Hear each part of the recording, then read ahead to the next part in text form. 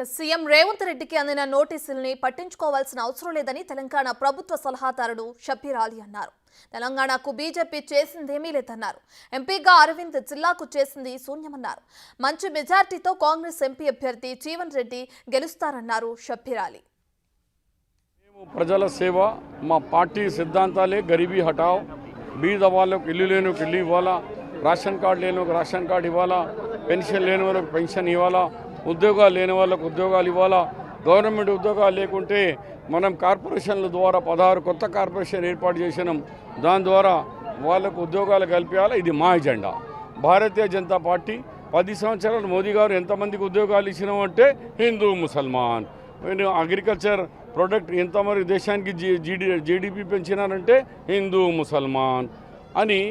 మరి చైనా మన దేశంలో లోపల వరకు వచ్చేసింది, 1000 కోట్లు వచ్చే హిందూ ముసల్మాన్ అని. ఏ దానికైనా హిందూ ముసల్మాన్.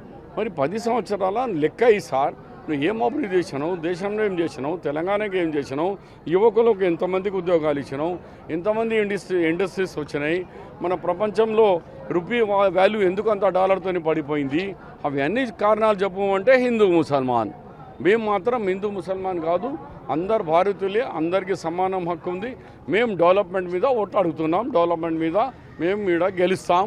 5 సంవత్సరాలు అరవింద్ ఏం పని చేయలేదు, మోదీ గారు 10 సంవత్సరాలు ఆయన ఏం పని చేయలేదు. సార్ ఫేక్ వీడియో ట్రోల్ చేశారని చెప్పి సీఎం గారికి నోటీస్ అందించారు సార్, ఎట్లా సార్? ఇలాంటి నోటీసు మస్తు వస్తాయి. మా రేవంత్ రెడ్డి గారికి నోటీసులు వాళ్ళ పార్టీయే ఫేక్ పార్టీ బీజేపీ. ఫేక్ వాళ్ళు మాకు అడుగుతారా? వాళ్ళకి హక్కే లేదు.